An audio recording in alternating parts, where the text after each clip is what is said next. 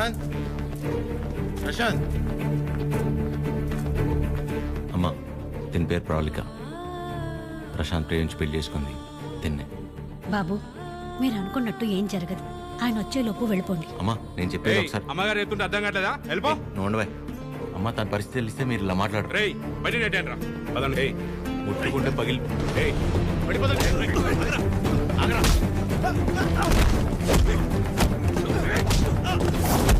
ఆడపిల్లల మీద చేసుకోమంటావు ఏంట్రా?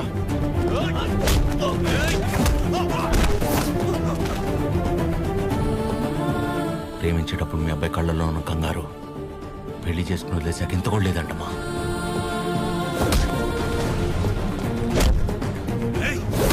చిరు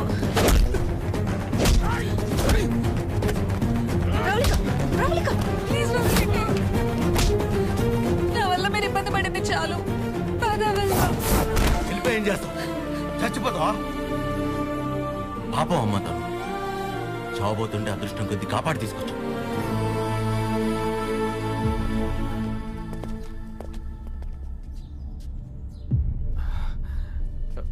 నాన్న ఒక్క నిమిషం నాన్న, నేను పంపించేస్తాను. మీరు ఉండండి. బ్రదర్ మీకు ఆల్రెడీ చెప్పాను కదా, బయలుదేరండి బ్రదర్. పెద్ద ప్రాబ్లం అయిపోతుంది, బయలుదేరండి ప్లీజ్. ప్రవళిక చెప్పేది అర్థం చేసుకో. నా మాట విని ఇక్కడి నుంచి వెళ్ళిపోండి.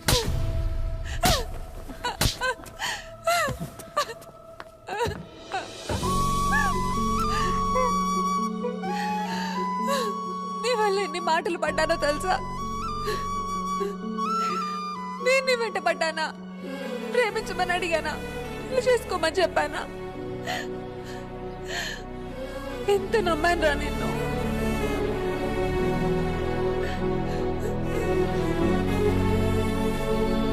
వాళ్ళ పెళ్ళంటే ఉంది 2 కాగితాలు 4 సంతకాలు అంతే కదా అనుకుని అలా వచ్చి వెళ్ళిపోయానండి. కానీ తను కడుపుతో ఉంది, చావబోతుందని తెలిసాక కూడా రియాక్ట్ అవ్వకుండా ఉండలేపాను సార్.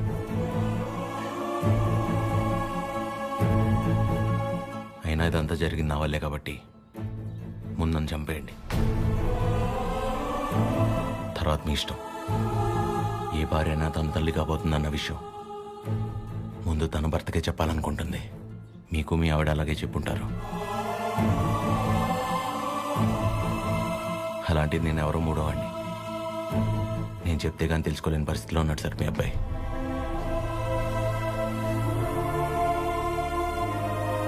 సార్ మిమ్మల్ని చూస్తేనే తెలుస్తుంది మీకు బాగా భక్తి ఎక్కువని.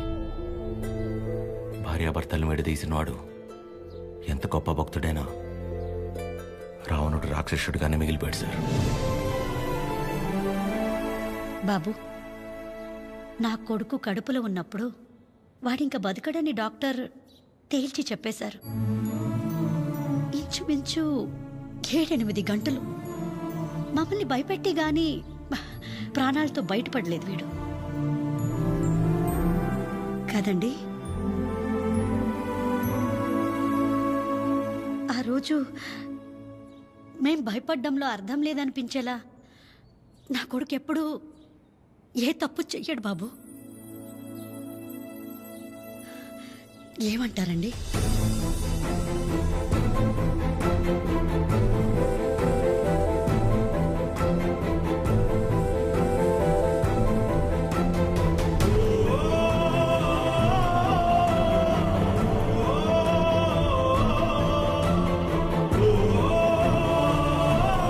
అమ్మాయి జాగ్రత్త.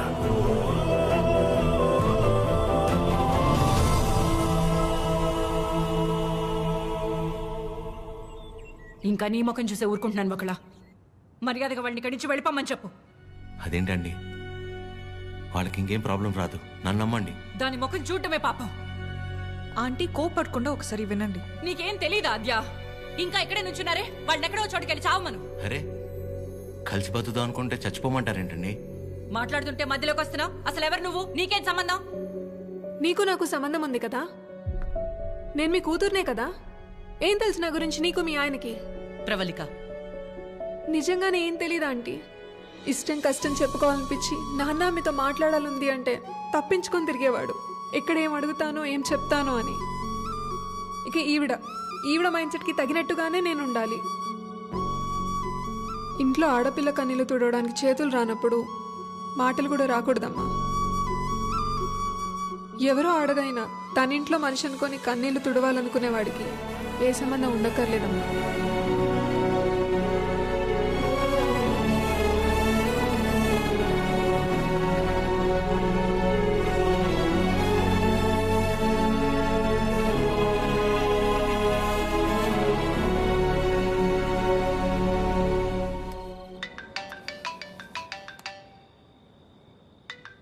చెప్పండి.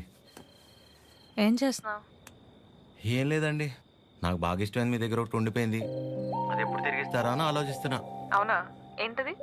నిద్ర అండి, నిద్ర. రేపు పొద్దున మా అమ్మ బ్రేక్ఫాస్ట్కి రమ్మంది. ఏ? ప్రవళిక విషయంలో హెల్ప్ చేసావు కదా, అందుకే. అయితే టిఫిన్ పెట్టి 1000 నోట్ 16 ఇచ్చి పంపించేస్తారా? ఏం సార్, సరిపోదా? మీరేమంటే అది తప్పదు కదా, పెద్దోళ్ళు. ఇంకా కనపడవు కానీ నీకు నేనంటే ప్రేమే కదా. అమ్మ పిలుస్తుంది, I'll call you later. Hello hello.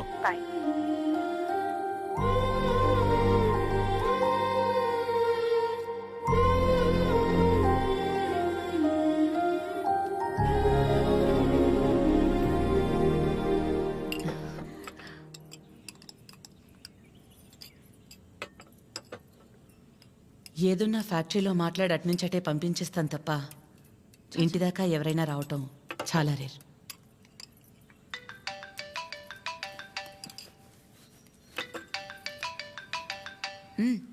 మాట్లాడు, పర్లేదు. పర్లేదండి, అంటే 9 అయింది కదా, తిన్నానా లేదా అని అమ్మ ఫోన్.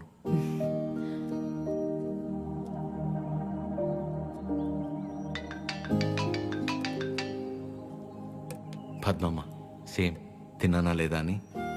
ఇంట్లో నేను ఒక్కనే మగపిల్లాడిని, అందుకే చిన్నప్పటి నుంచి వాళ్ళకన్నీ నేనే. ఒకసారి రమ్మని చెప్పు మీ ఇంట్లో వాళ్ళని.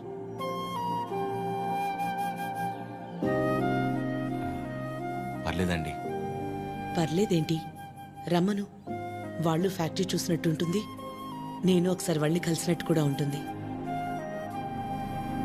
ఏమద్యా? అవునమ్మా, రమ్మని చెప్పండి. సరే అండి. అవన్నీ నేను చూసుకుంటాను లేరా ప్రేమ్. నిన్ను నువ్వు అద్దంలో మాత్రం చూసుకోకరా రే.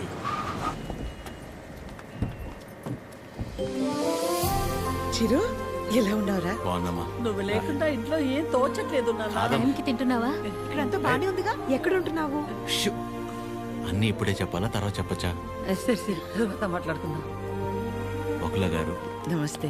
నమస్తే. లక్ష్మమ్మ, పద్మమ్మ, శారదమ్మ, శాంతమ్మ, గౌరమ్మ. అందరూ అమ్మలే సరే, ఇంతకీ అసలు అమ్మెవరో? కడుపులో 9 నెలలు మోసాను కాబట్టి సీనియర్ అనే తప్ప వాడి విషయంలో అందరూ ఈక్వలే. ఆద్య ఎక్కడ? అంటే పద్మమ్మ అందరినీ బాగా కలిపేసుకుంటుంది అనమాట. కీర్తన పెళ్లి జరిగింది కదండి, అక్కడ కలిశారనమాట. అంతే కదా. ఇంట్లో ఉంది. Hello aunty. నమస్తే. ఆడపిల్ల ఇలా ఉంటే తన ఎంత అందంగా ఉందో అద్దంలోకి చూసి తెలుసుకోవాల్సిన అవసరం లేదు. తనని చూసే వాళ్ళ కళ్ళలోకి చూస్తే చాలు. నా దిష్టే తగిలేలా ఉంది. అద్యా, నీకోసం పనీర్ జిలేబీ. డబ్బా ఇవ్వకపోయినా పర్లేదు, మొత్తం తినేసాయి.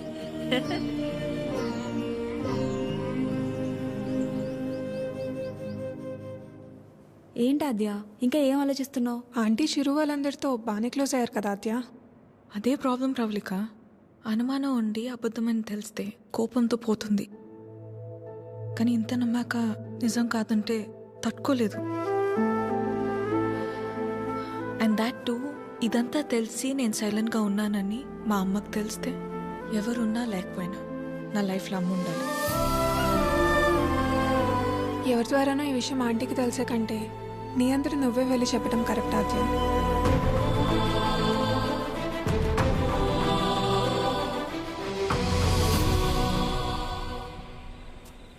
ఆ గొలుసు కొనడానికి మా లక్ష్మి 4 షాపులు తిరిగింది. ఫ్యాక్టరీ వర్కర్స్ లా కాకుండా ఫ్యామిలీ మెంబర్స్ లా చూసుకుంటున్నారు. ఇక్కడ పనిచేసే వాళ్ళ పిల్లల చదువులు, వాళ్ళు మంచిళ్లే కాక ఇప్పుడు వాళ్ళందరికీ ఇళ్ళు ఉన్నోళ్ళందరికీ ఇలా ఇవ్వాలన్న ఆలోచన ఉండాలని లేదు కదా భయ్యా. చాలా థ్యాంక్స్ మేడం, మాకెంతో చేస్తున్నారు. మా మేడం చాలా గ్రేట్ భయ్యా.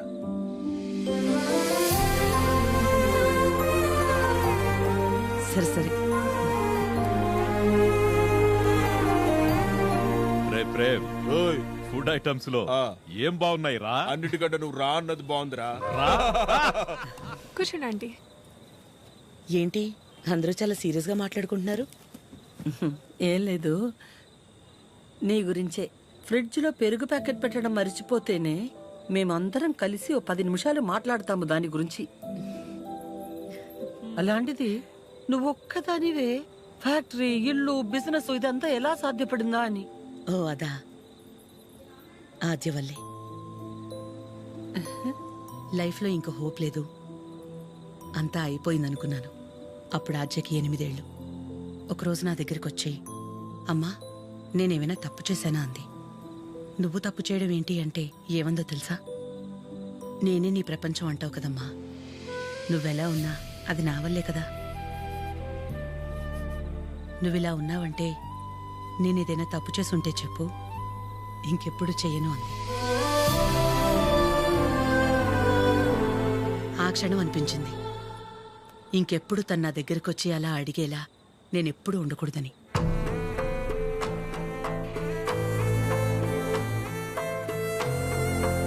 అందరిలా నా కూతురు కాదన్న నమ్మకమే నా బలం.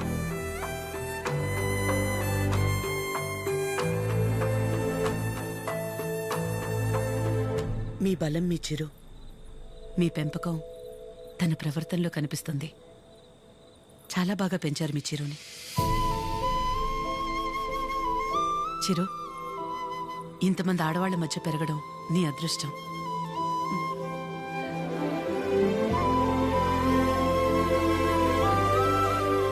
ఆస్తులు అంతస్తులు ఎవరైనా ఎలాగైనా సంపాదిస్తారు, కానీ ఓ ఆడదాని దగ్గర నమ్మకం సంపాదించాలంటే క్యారెక్టర్ ఉండాలి. ఎలాంటి పరిస్థితుల్లోనూ ఏ కారణం చేత నీ వల్ల వాళ్ళకి ఏమచ్చా రానివ్వదు.